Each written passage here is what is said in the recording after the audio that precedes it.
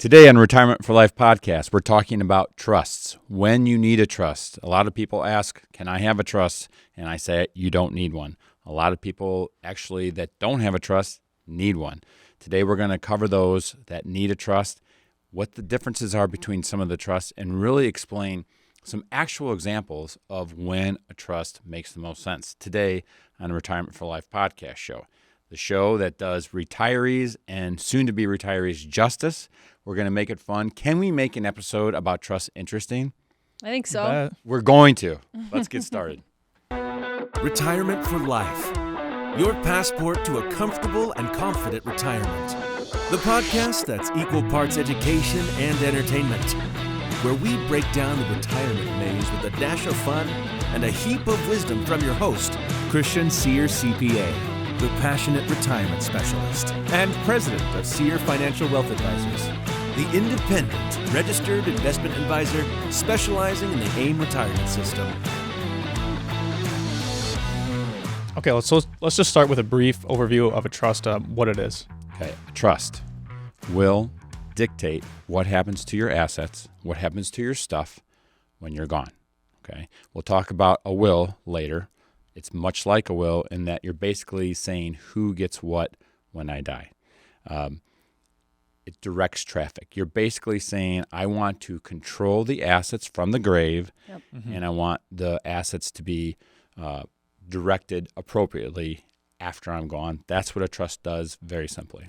So there's two basic types of trusts, the irrevocable and the revocable. Let's start with the irrevocable and discuss, what that is. So revocable trusts are what we're going to talk about today, but irrevocable trusts have very specific purposes. Number one, I don't want the state to take my money because I'm going to go into a nursing facility or something like that. We talked about that in episode 9. I don't usually advise that people give everything they have to an irrevocable trust on the chances that they might go into a nursing care home. If you want to hear more about that, I would go back to episode 9 and listen to that episode. The second thing that irrevocable trusts I found are very good at is protecting you from estate taxes, not income taxes, estate taxes. But as you know, right now the current exemption is like $13 million for a couple. So you're talking about people with a lot of wealth may possibly use an irrevocable trust to reduce those estate taxes or possibly eliminate them. Right. But that's not what we're talking about today. Right. So let's flip the coin and look at revocable trusts. What can those do for you? Yeah. So revocable trusts are where you're directing what happens to your assets when you've passed. You've assigned a trustee, someone that you trust that will direct what's happening with your assets when you're gone. Yep. What's going to happen to this stuff while I'm gone today? A year after I die, 10 years after I die, can be as long as you want. Okay. Sounds great. So what can they not do for you? Well, it doesn't protect your assets. People think if they get a trust, it'll protect their assets from the state. If I get sued, nobody can take my stuff. Yeah. A revocable trust generally is not going to protect your assets from potential creditors, like Medicaid, like somebody suing you. It's also not going to reduce. A lot of people think, a trust is somehow tax beneficial. It is not. A revocable trust, if you have a revocable trust, that tax return is going to look exactly the same as if you had no trust at all. And in fact, in some cases, can actually be a little bit higher tax. And it cannot hold certain assets, right? A lot of our clients, what's their biggest asset that they have? Their IRA, 401k. Yeah. You're not putting your IRAs, your 401ks, you're not even putting those into your trust. So those are some of the basics. Can't protect you from being sued, somebody taking your assets because you're a creditor. You can't save income taxes, and you're basically not going to put, in a lot of cases, your most valuable assets into the trust. Those are some of the features of a revocable trust. There's 3 items we should differentiate between. That's a will, trust, and power of attorney documents. Andrea, tell us a little bit about power of attorney documents. Yeah, so power of attorney documents are where you're still alive and you need someone to take care of your assets. There's 2 different kinds. There's health and there's financial.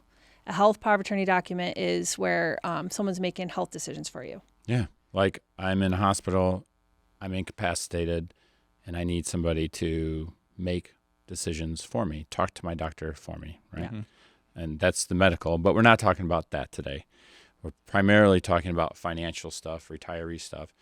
Financial power of attorneys are important. Yeah. Right. Because now what's an example of when you need a financial power of attorney? So your financial power of attorney, you're in the hospital and your husband needs You to had a access stroke. your funds. Yeah. And your significant other needs to access your funds, but they don't have power of attorney document. And they call us and they ask us for, assets from your account and we can't send it to them. Yeah. It's like, okay, my husband just had a stroke. I come to you, Andrea. He has money in his account. We just got our first bill from the hospital, and I need $10,000 out of my husband's account. What do you tell him? Can't send the money. Yep. Another example we had just the other day, customer calls up. My daughter needs $7,500 out of her account. She's got a home repair. What do we have to tell that customer? Can't send it. So we send them power of attorney documents so that we can assist. Yeah. And so once she signs that, she says, my dad is my financial power of attorney. And now I trust him. Now when he calls or he goes to a bank on my behalf, he can make financial decisions on my behalf. Yeah. I've often said, we're talking about trusts today, but I think that if you're talking about a will and a power of attorney, I've always said that power of attorney documents, in my opinion, are much more practical in their use, much more important in their use. 9 times out of 10, I would rather see, if you could only pick one, have your power of attorney documents. Yeah. There's no doubt about it, right? Because this is when you most likely will need some type of document.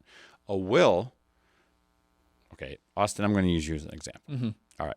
A will is not that important, in my opinion, for most cases. Okay. And I know I'm not an attorney. You're not an attorney. We're going to let your attorney give you your advice. But for me, what I've seen over 25 years, most people's will say, my kids are going to get my stuff when I die. So, Austin, do your parents like you? Do they like you? Yeah, I like to think so. Yeah. Do they like your brother more than you? Yes, I'll say yes. Okay, let me say it differently. So if something happens to your parents, God forbid, do you think they're going to split their assets 50-50 between you and your brother? Yeah, I think it would be an even split. Most likely. So power of attorney documents, very important. Dad goes into the hospital. We need somebody to direct traffic. But most of the time, the will goes through probate. What the hell is probate? Yeah, probate's where you go to court and a judge says this is what's going to happen with their assets. I'm a judge. Dad and mom died 6 months ago. I'm finally getting to the case, and I'm looking through this file, and there's no will. Oh, shoot. Now what? What's the judge going to do anyway if his parents He's die? got 2 kids and Split they it. split the They're assets. going to split the assets 50-50 anyway. That will, even it doesn't matter. Okay, in most cases. I'm not advising anyone to rip up their will. I'm not advising people not to get a will. I mean, it's just a good practice to have. But if you don't have a will, 99% of the time, so what? Yeah. Okay. The judge is directing traffic with a will. But a trust does not go through probate. Right. Trust, you have a judge who's literally out of the picture. You have a trustee Right. You have a trustee. who's directing traffic. And who could that trustee be? It could be your sibling, it could be your spouse, your kids. A trust organization, yeah. Yeah, such or as a bank or something. And so here's where we're talking about the real value of a trust. You don't have a simple solution or situation in your family. You don't have 2 kids that you love equally. One of them is a spend. He just like buys Lamborghinis and stuff, right? He has no money in his bank account. And you know the day that you pass away, he's going to take the $1 million that you gave him and he's going to buy something, right? Okay. Here's the important distinction for a trust. You have something that you want to happen, not on the day you die, but maybe for the next 10 years after you die, the next 20 years after you die. Right. A couple good examples would be what? You own property with your sibling, and Families don't get they along. don't get along. Yeah. They don't get along. It's amazing to me. I've been doing this for a long time, and it still amazes me that just people in their families you're stuck with your family. How often do we hear that my brother and I got this farm ground from mom and dad? I can't stand my brother. He wants to sell the farm ground. I want to farm it. Yeah. And they can't get along. And then they pass it down to the next generation, and now you got 5 people fighting over this land. Too, Right. yeah. And now a third generation, you got 25. Trust says, nope, I bought this asset. I earned this asset. and here's how the situation is going to go, Yeah. and here's how the income is going to get distributed. Mm-hmm. That's an example. According to a recent study, the average American feels like they need nearly $1.5 million to retire comfortably. That's a 53% increase compared to the same study just 4 years ago. But is that the right number for you? And are you doing everything you can to maximize your financial situation? The AIM Retirement Assessment can help you figure that out. This free assessment is a simple 3-step process. Answer a few questions about yourself. Spend 15 minutes discussing your situation with one of our retirement specialists, and then we get to work. You'll receive a customized report detailing your exposure to the 7 biggest risks in retirement and the 3 most impactful action items you can take to supercharge your retirement. And if you already have a financial plan, this assessment will help you see what real retirement planning looks like. Get your AIM assessment today and see the difference between a financial generalist and a retirement specialist. Go to aimassessment.com today to get started. That's aimassessment.com.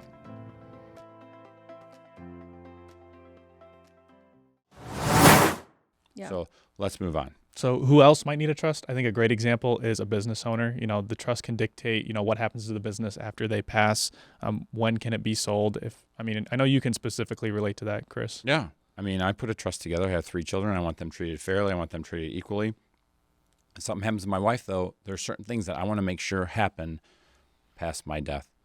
That's a great example. Another great example is a person with a disability. Yeah. Mm-hmm. If you have a son or daughter with a disability, you might want to create a trust for them. Another example could be, I don't know, Andrew. A minor child. Yeah, If you minor have all child. minor children, then you want to make sure that they're taken care of. Or a child with an issue, Yeah. right? A spending issue, an addiction issue. Right. This is when you need a trust. It's amazing to me that I see people, like I said before, who need a trust and don't have one. Yeah. More often than not, it's the opposite. Mm-hmm. People think they want to trust, and why do you think people come to us and they always want to trust? Why is Most it? often they want to trust because they think they're going to protect it from the state of Illinois, Mm-hmm. taking their stuff if they go into a nursing home. I think they think it sounds sexy. Yeah. Mm-hmm. Like, I think I need a trust. There are some people who are absolutely fixated that they need a trust, and they just don't need a trust. It's amazing to me. And a lot of times people associate, I think, with like important people. A lot of people with a lot of money need trusts. I would say generally that's true. What I've seen in my experience is that if you have $2, $3, $4, $5 million, your financial situation tends to be a little bit more Complex. complicated, Yeah. complex. Mm-hmm. And so therefore it tends to lend itself to needing that trust. Another great Mhm. example would be like I have this family vacation property. Yep. My parents bought it decades ago. It's now this beautiful property. It has a lot of value, and they want to make sure that the right things happen down the line. How many times have we seen it in our office? Yeah. People come in and they're like, I own 1/8 of my family's vacation home, Yeah.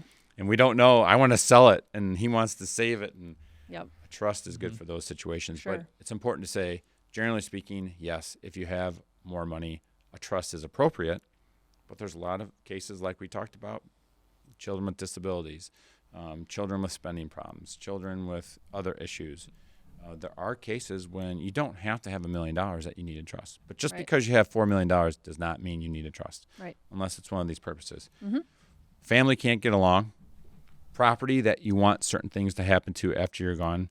A Business. business that you want to pass along. A Mhm. troubled child with an addiction or a spending issue. Disability of some sort of beneficiary, your child, whatever. Mm-hmm. And assets for a minor. That is the people that need a trust. Pretty clear, Yeah. I think. Yep. Let's I move agree. on. So there's a lot of work required for a trust to set it up. Let's just briefly go over what that entails.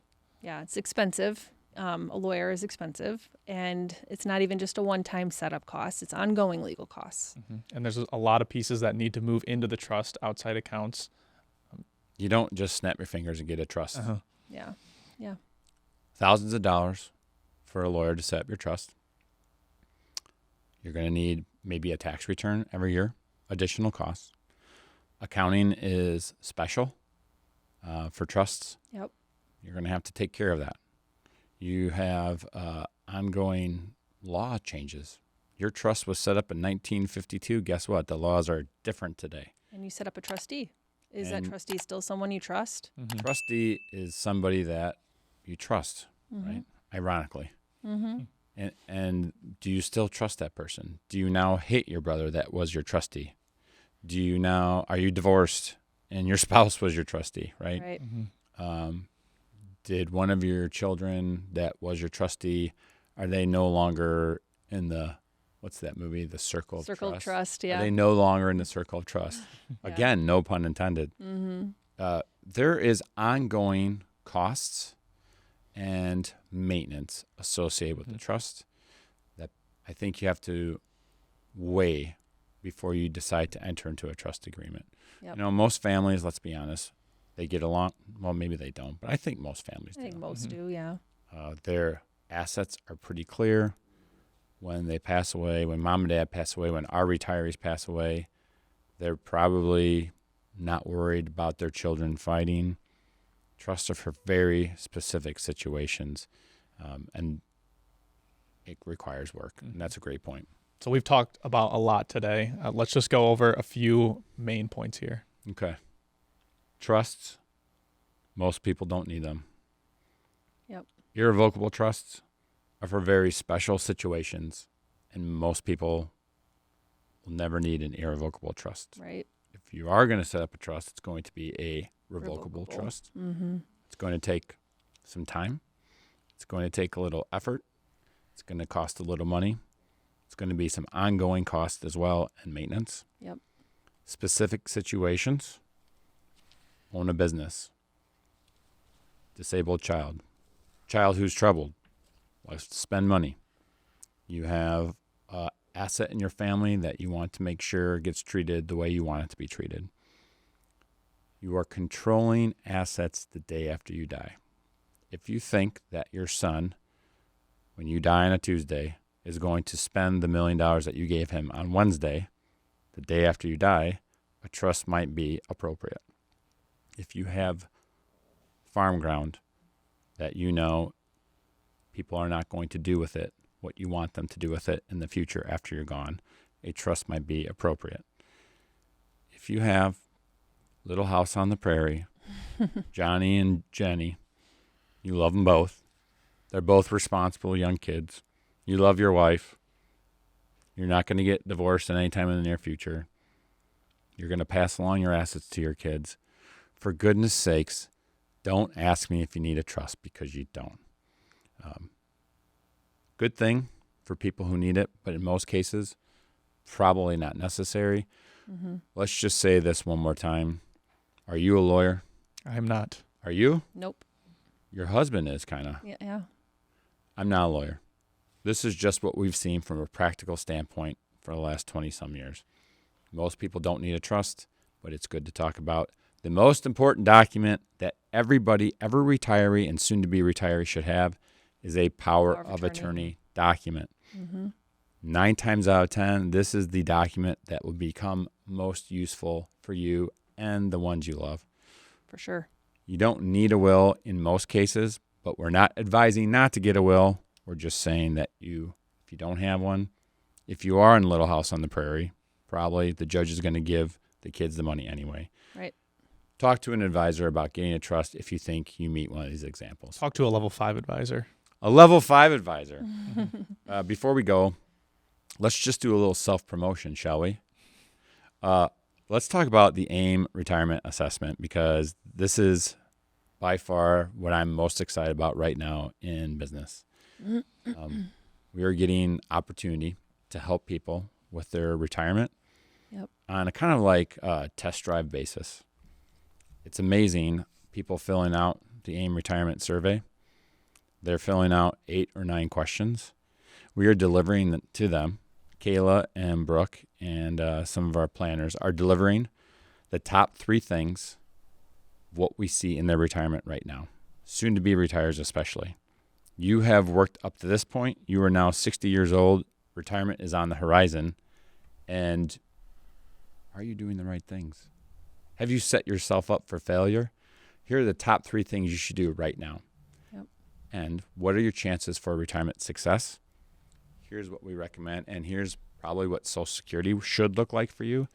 Here's your chances of having enough money to retire. Do you have enough? That is the AIM retirement assessment. You can get it at retirementforlife.com. You go to retirementforlife.com. Brooke set up the website. You click a button, you put in your name, your age, and you answer 8 questions, and you get a report. It's an easy way to see where you stand. It's the best, in my opinion, and I'm not exaggerating. I'm not exaggerating. You've seen it. I mean, you know what we do. Yep. I mean, you give us this information, we're literally spending time on it. We're going to work. So if you liked what you saw today, if you like what you heard today, go to retirementforlife.com and click on that assessment tool. I guarantee it's going to give you something of value. So Definitely. thanks for that episode, you guys. The next episode is going to be, I'm going to say what it's going to be. Okay. The next episode is great. It's going to be, I don't trust the world anymore, and I don't know what to do with my money. Yep. That's going to be a great episode. Stay tuned for episode 12.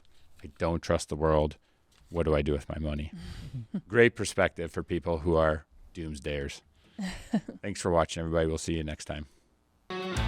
Investment advisory services provided by Sear Financial, Inc., SEC registered investment advisor. All content on this podcast is for information purposes only and should not be considered investment, legal, or tax advice. Material presented is believed to be from reliable sources, and no representations are made by our firm as to another party's informational accuracy or completeness.